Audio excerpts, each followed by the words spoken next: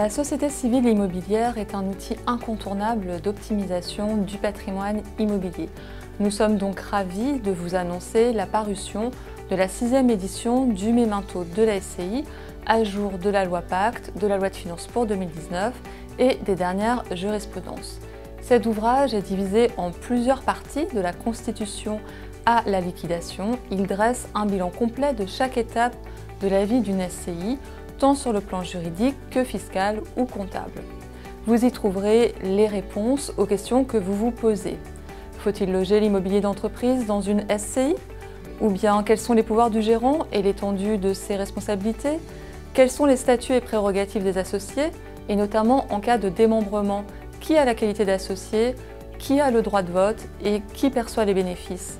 Faut-il vendre l'immeuble ou les parts? Quel régime fiscal pour la SCI? L'IR ou l'IS? L'immeuble détenu en SCI peut-il échapper à l'IFI?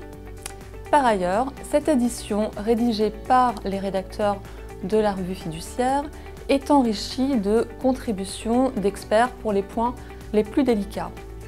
Madame Tania Fournaise, expert comptable et CAC, pour des illustrations des écritures comptables.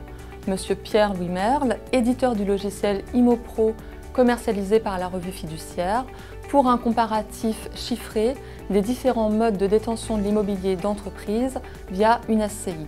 Et enfin, Madame Cécilia Brotteau et Monsieur Olivier Chaumonneau, formateurs à l'OREP, pour les questions liées à la présence d'associés mineurs ou majeurs protégés.